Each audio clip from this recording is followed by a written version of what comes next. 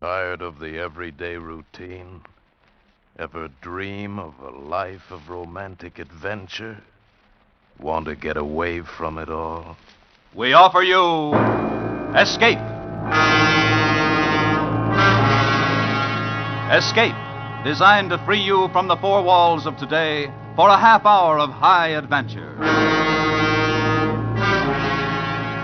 It all started on the bus just outside of Dallas. The sailor who had snored beside me since Memphis got off, and the big fat guy got on.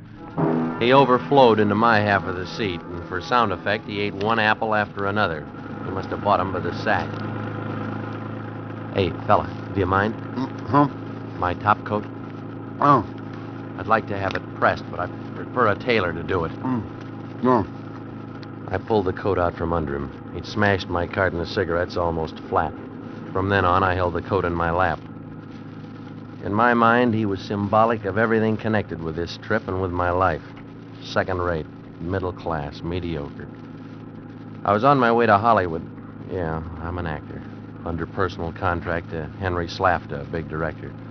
Oh, it sounds impressive, but it isn't. It's one of those insignificant stock contracts with short options and shorter dough. I should have turned it down, but I was flat broke, on my heels. That's why, when I found the money, I did what I did. Okay, folks, we're stopping here for 15 minutes. Another stop, chance to stretch. Well, I had a cup of coffee and a spud nut in the depot, and I was starting back to the bus when I saw him, my apple-chewing friend. Two men with cop written all over him were leading him out of the bus. It was a pinch. I wondered why they'd picked him up. I really didn't care why they took him as long as he didn't come back. Now I had the seat to myself. But he'd done me a final courtesy. He'd knocked my top coat onto the floor and walked on it. Okay, everybody on, let's go. From then on into El Paso, he was the topic of conversation. He didn't look like a criminal to me. My dear, didn't you hear what the bus driver said? The man's a counterfeiter, one of the smartest ones in the country. The police have been after him for ages. A counterfeiter? How exciting. I must get off at El Paso and send a postcard back to Madge. Won't she be thrilled for me? Counterfeiter. Well, that's the last thing I would have pegged him for.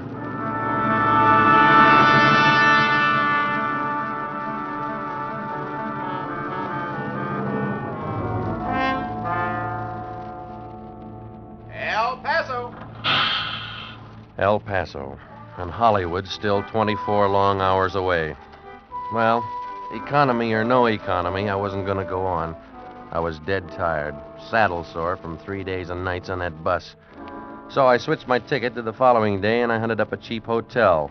The bellhop there was full of helpful ideas on how I could spend the evening. Well, how about Juarez, mister?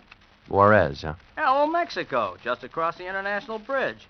Oh, yeah. I'd forgotten that this is a border town. No, thanks. I just want to get some sleep. Sure, mister. It's up to you. I tipped the kid and stretched out on the bed. I dug in my pocket for a cigarette, but I was out, so I reached into my topcoat for the carton. That's when I found it. The package of money. A lot of money. All in 50s and 100s. Nice, clean, fresh bills. I counted them fast. $15,000 worth. So that's why I found my coat on the floor of the bus. Fatso had stashed his homemade money in my pocket. Why, the lousy... I'd fix his wagon, planning it on me. Operator, give me the FB... No, never mind. Wait a minute. Why should I? If I turned it in, I might get involved, and I couldn't afford to. When I got to Hollywood, Hollywood. Boy, what an entrance I could make into that town if all this dough were only real. I could just picture the look on Henry Slafta's face if I flew into Hollywood with a new wardrobe, stopped at the Ambassador, took a suite, made a big splash. Yeah, if only the dough were real. Well, I couldn't sleep now. I was too stirred up, so I took a shower and changed my clothes and went out. I didn't have anything particular in mind, but since the hotel was near the International Bridge, I went over into Juarez, and I wasn't quite sure why I did it, but in my pocket was one of the $50 bills. I went up and down the cheap main drag, sampling tequila and brushing off vendors of Huaraches and leather dolls, just like the rest of the tourists. But all the time, that $50 bill was burning a hole in my pocket.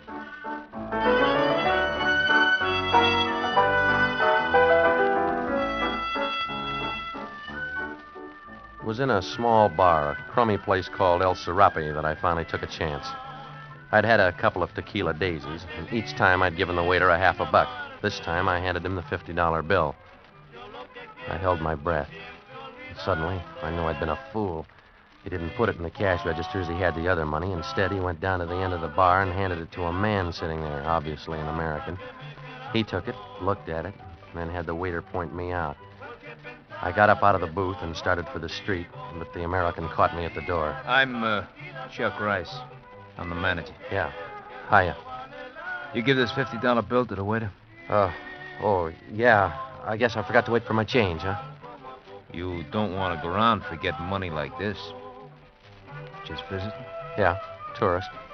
You know you're taking a big chance. You're setting yourself up like a pigeon. Well, what are you talking about? What do you mean? Don't get excited, amigo. This is border town. That's all. The wrong people might get the idea that you're carrying more bills like this. Yeah, well, I'm not. Yeah, sure. But if you were, I could put you in touch with most anything. Maybe a little gambling. We could fix you up with a little game. Anything you want to buy, I can get it for you. No, I don't want to buy anything. But, suppose I wanted to sell something. Sell, huh? Uh-huh. That's a little tougher. I'd have to see a sample. You got it, mister, right there in your hand. I was taking a crazy chance, but I've kicked around Broadway long enough to know a contact man when I run into one, and Chuck Rice was definitely shady. He stood there scowling, turning the bill over and over in his hand. Oh, so that's why you wanted to walk out on your change, huh? Thought I had it spotted. You got more like this? Yeah. On you? No, I'm not that much of a pigeon. How much more? Enough. You want to dump it? Maybe, with the right kind of a deal. Here's your 50 back. I don't know from nothing about this kind of commodity. Well, I didn't pay for the drink. It's all right. It's in the house. Your money's no good here. I took the 50 and put it in my pocket. I shrugged and hoped my indifference went over. I was almost to the street when he called after me. Hey, amigo. Huh? I was just wondering. How much you got? Why? Well, if you got enough, maybe Nieves would be interested. Nieves? Who's Nieves? Down here, we don't ask questions like that. You go to the cab stand on the corner. Ask for Miguel. Tell him you want to see Nieves. Tell him Chuck Rice sent you. Only this time, amigo, if you want to do business, you better have the dough on you.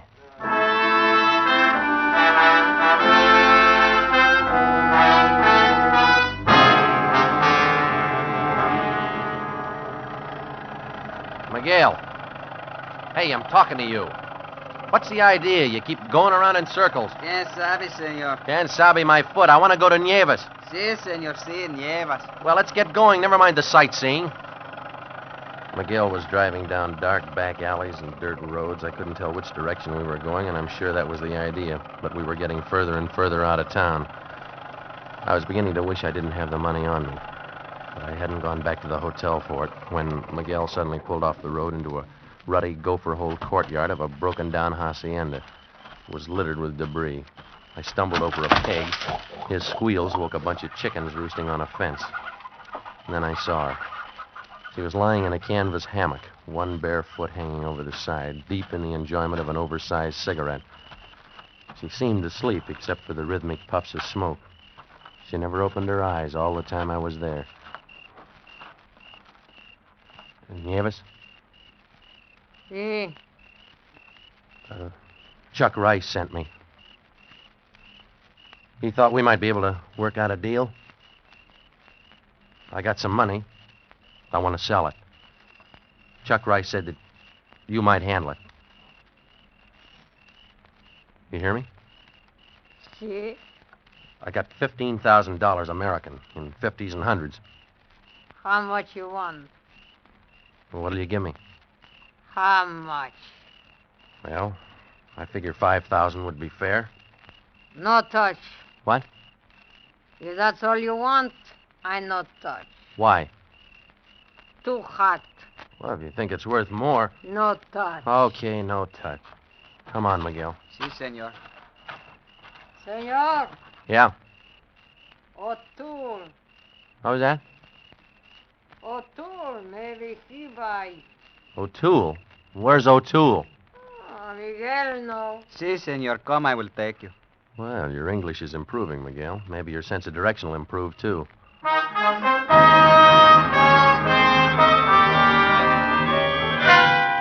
And it did.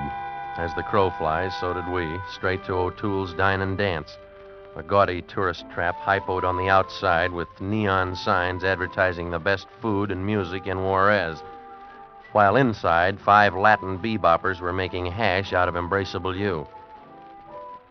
Miguel okayed me to a squint-eyed character who reluctantly led me down a hall, up a steep flight of stairs, and we stopped in front of a door.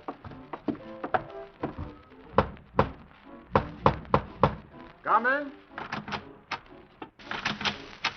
Behind a huge red lacquered desk sat a handsome Chinese in a dinner jacket smoking a long black cigar. Ah, good evening. What can I do for you? A drink, perhaps? No, no thanks. I came to see O'Toole. Yes, I am O'Toole. You, O'Toole? As one of those tricks of nature. I wear my mother's face and my father's name. Oh, well, I'm sorry. I didn't mean anything. Oh, think nothing of it, Mr. Smith. Yeah, Smith. Now, you have something you wish to sell? That's right. May I see the money? Money? How did you know? $15,000, as I understand it. How much do you want for it? 6,000. You told Nievas. 5. Nieves? Oh, you're surprised. I know about that. Huh? Chuck Rice always sends them out to the country to see Nievas before they come to me. Now, let me see the money. All of it. Sure. Here. Look, I'll take the 5. I'll give you 4. Oh, now, wait a minute. There's 15,000 there. You won't have any trouble passing it in Mexico. I know that. I also know that when this kind of money turns up in this part of the world, it means only one thing. I am your last resort. Well, Mr. Smith? Yeah. Give me the 4,000. He went to the safe, got the money, and paid me. I got out of his office. Well, maybe I should have held out for more, but he gave me the creeps. Besides, any way you look at it, 4,000's a lot of money. I could knock Henry Slafter's eyes out with less than that. Downstairs in the club, the floor show was on, when an Adagio team was going through its calisthenics. I was just passing the bar when she bumped into me. Hello, Charlie. No, I'm not Charlie. Sure you're Charlie. You gotta be Charlie. Go on, beat it. Come on. Don't be a sucker. We're being watched. Well, so what am I supposed to do? Be smart. Buy me a drink. Look, I told you, I'm not interested. Interested in getting out of here alive? What kind of a crack is that? You see Squint Eyes over there by the entrance? Well, he's not the doorman. Come on, look. What's this all about? O'Toole. He wants back whatever it is he gave you. I'll buy you that drink. Come on. Make it scotch. Yeah. Bartender, 2 scotch and sodas. All right.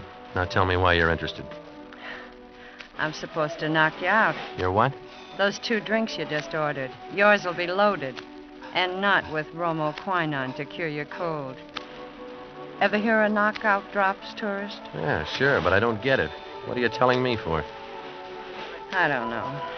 Maybe because you're from my side of the border. Maybe because you don't look like the kind of scum that usually comes in this joint. All right. So my drink's gonna be loaded, and Squint Eyes is over to the front door to make sure I don't get away. I don't have much choice, do I? Yeah, you do. I'm gonna help you. Help me? After the drink hits you, I'm supposed to get you out the back door into the alley and then roll you. Well, now that'll be a big help. But I'm not going to.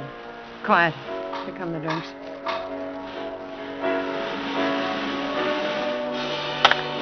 All right, what do I do now? When I reach around you for the ashtray, they won't be able to see you. Switch the drinks. You drink mine. Yeah, but how about They you? don't expect me to drink it. Yeah, but you... Now, switch them. Get it down. Drink it. In a minute, pretend you're dizzy. I'll help you get to the alley. And when you get there, you better run, brother. And run fast. Squint Eyes had left the door and was coming toward the bar, so I did what she told me. After I'd gulped the drink down, I sat on the stool a couple of minutes and I pretended to get dizzy. She helped me off the stool, put my arm around her shoulder.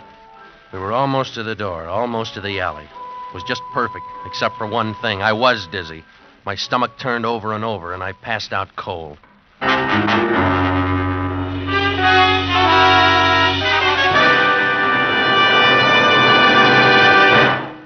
In just a moment, we will continue with Escape. But first, a lot's been said about the Sunday night entertainment on CBS, and rightly so. But take a look down the CBS listings during the entire week, and you'll find there's no let-up in the parade of all-star shows. Tomorrow, Wednesday night, and every Wednesday night, Bing Crosby, Groucho Marx, Burns and Allen, and Gene Hirschholt as the beloved Dr. Christian are heard on most of these same CBS stations. Dick Hames and the Andrews Sisters, Jack Smith and Dinah Shore are also on hand in their early evening quarter-hour programs. Make a habit of listening to CBS all through the week. And now we return you to the second act of Escape.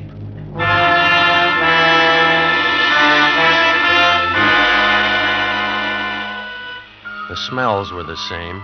Beer, tequila, stale black tobacco. But the sound had changed. There'd been music before. My stomach burned and my head throbbed, and somebody was lying across me. I raised up, tried to focus my eyes, but I couldn't.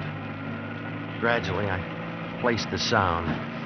It was some kind of a car, a bus. No, a truck. I was lying on the floor in the back of a truck, and there was a man lying across me. From the stench of him, he must have been drunk for a week, but from the inert way he lay, he could have been dead. I pushed him off and shook him. Hey! Where are we going? What is this? Hey, come on, wake up, will you? Listen to me. Then I suddenly remembered the money. The $4,000. It was gone. I was clean broke. I'd been rolled all right, and by a dame who even told me before she did it.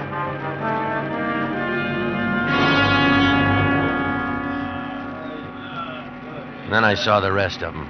The truck was a big van, and it was loaded, packed with the dregs of border town, a sodden human cargo. All of them filthy, bleary-eyed. But one of them looked awake and reasonably sober. Hey, you over there. You speak English? Si, senor. Well, what happened? What are we doing here? Oh, we all fall drunk, senor. Oh, it's no good to fall drunk. Oh, you go to Hensler's. Hensler's? Sí. What are you talking about? Oh, caray. No es bueno. Oh, I have been there before. I should know not to fall drunk. Oh, 1 whole month I have been there. Ese lugar es muy feo. Oh. You've been where before? Where are they taking us? Tell me. To Hensler's. Oh, he's a very bad man. Hensler's? Well, who's Hensler? Oh, you're going to see, senor. You will see. That's all I could get out of him. We were going to Hensler's, and it wouldn't be good. And it sounded like I was about to find out. All right, you guys, come on. The party's over. Hey, Miller, move these crips along. You guys don't look like no bunch of daisies, but we'll make you bloom, won't we, Miller? He was a brute of a man, and he carried a .45 in a holster. He and the driver, Miller, herded us out of the truck like so many cattle. It was some sort of a road gang. I saw a sign blocking the road that read, "Under construction, Hensler Construction Company." Well, I had no idea where we were, how far away from the border. The landscape was dry, dusty, barren. Well, Gonzalez, you with us again? Didn't we learn you not to get drunk, huh? Come on, you guys, step on it. All right, quit shoving. Come on, come. Hey, what are you doing here? Yeah, that's what I'd like to know. Miller! How many times I gotta tell you to be careful who you pick up? Now, wait a minute, Jake. Don't get sore before I tell you. Don't you know we can get in plenty of trouble picking up the wrong guys? I didn't pick him up. O'Toole threw him in. O'Toole? Shut up, you. What O'Toole wish him on us for? Wait till Hensler hears about this. Yeah, well, O'Toole has already talked with Hensler. He says this fellow will not give us any trouble. He is an embezzler. The police are looking for him. You're crazy. He came across the border to sell some money he had stolen from a bank or something. He must be plenty hot. He was willing to drop 15,000 real dough for 4,000 cash. Real dough? What are you talking about? That was counterfeit I sold O'Toole. Listen, buddy, I don't know what your racket is, but nobody fools O'Toole about money. But it can't be real money. It was counterfeit, I tell you. It had to be. Look, I want to see Hensler. You talk to me or you talk to nobody? But I got to see Hensler. I got to get back to Juarez. Huh? Did you hear that, Miller? He's got to get back to Juarez. All right, look, you can't push me around. I'm an American. Oh, he's an American. Well, send this to your congressman. Oh! Okay, American. Get on your feet. Get a pick and start working.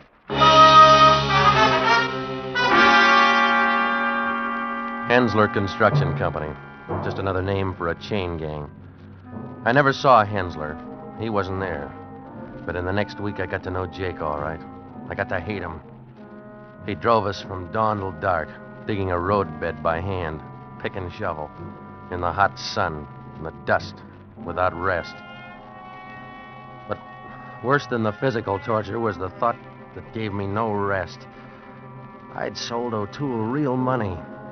For now I realized I'd never really had any proof that the fat man was a counterfeiter. I just jumped to that conclusion. The bus driver... No, not the bus driver. A woman on the bus said that the bus driver said it, and it drove me crazy just thinking about it. Real money. $15,000. I'd had it in my hand and I'd thrown it away. I had to escape. I had to. There'd been a man in the truck who said he'd been here before, so he must have gotten away somehow. He could help me. You're the man that was here before? I am Gonzalez. All right, you got away the other time, didn't you? I see. But I am back.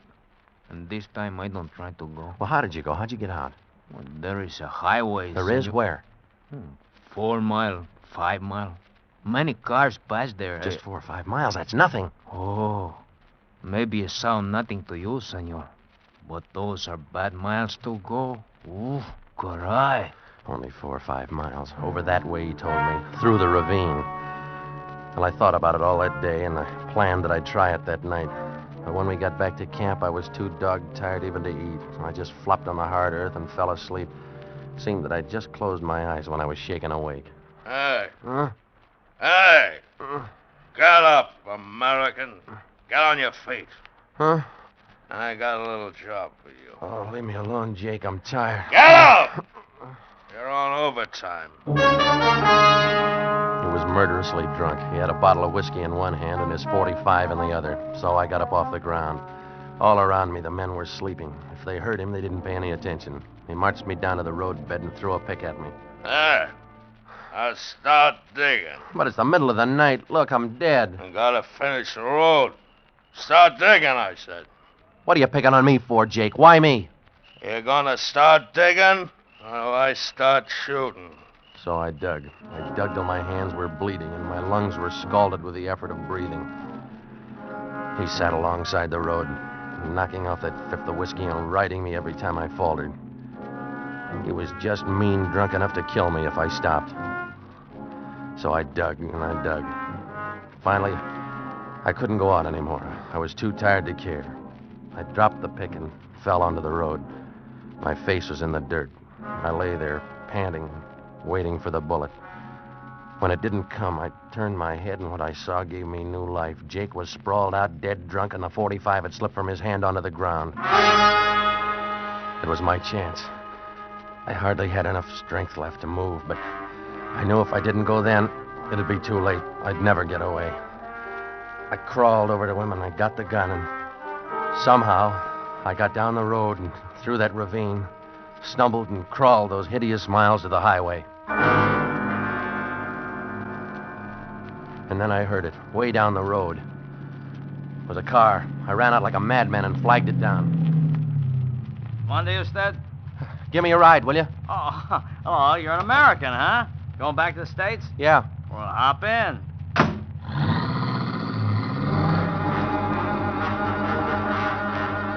I leaned back against the seat, shut my eyes, and slept all the way into Juarez.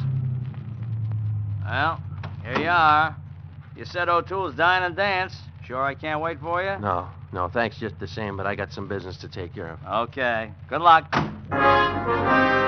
$15,000 worth of business, and Jake's 45 in my pocket to guarantee the deal. I went around to that back door and slipped in quietly, and then crept down the hall and up the stairs that Squint Eyes had led me before. This time I entered O'Toole's office without knocking.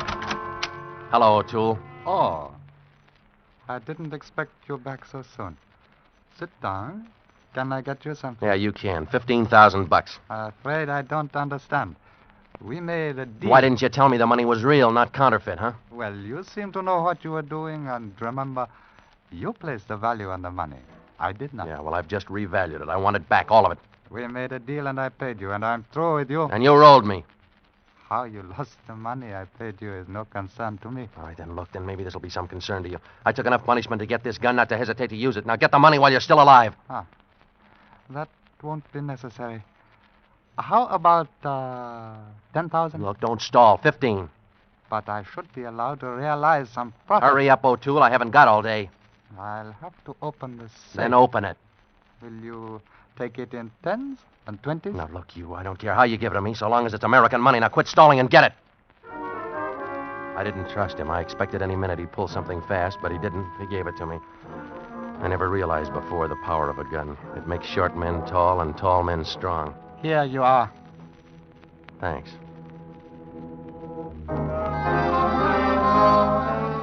Now I could fly to Hollywood and have that suite at the Ambassador and throw a cocktail party, a big party. I'd show 'em. First, I stopped at the best men's shop in Juarez and got myself outfitted. An important English tweed suit, cashmere topcoat, couple of dozen shirts, and I threw away my old clothes. There will be something else, senor. I'll take that alligator suitcase, too. Si, senor, but you must remember when you go through customs, you must declare the clothes you are wearing. I have to report the sale. Sure, don't worry. And these neckties? Si, senor. I paid him. It was more than I'd spent on clothes in 10 years. I put $500 in my wallet and stashed the rest of the money away in my suitcase. Then I went to the American Club for a good dinner. Now I was all set to make my entrance. All I needed was a plane reservation for Hollywood. I was just going through customs when he ran up. That is the man. Stop him. It was the clerk from the men's shop, gesturing wildly. The customs official listened, and then he came back to me. I'm sorry, sir, but I'll have to detain you. What? Your wallet, if you please. Well, wait, I didn't buy the wallet from him. If you please, sir, give it to me. Okay, but it's just an American Hickok wallet, I tell you. I'm not interested in the wallet itself, sir. Now, we shall see. There. You see? Did I not tell you? Look, all of it. What are you guys doing with my money?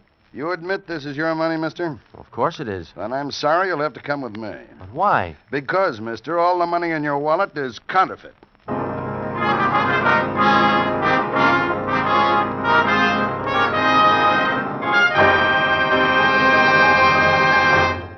Escape is produced and directed by William N. Robeson. Tonight we have presented Border Town by John and Gwen Bagney.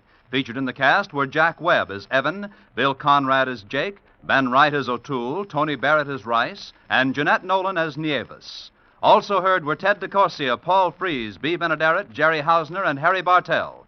Special music was arranged and conducted by Del Castillo. Next week. You're on a train from Rajahor to Calcutta. With you is a fabulous jewel, the most sought-after emerald in the world, in whose depths are mirrored terror and violence. And for you, there is no escape.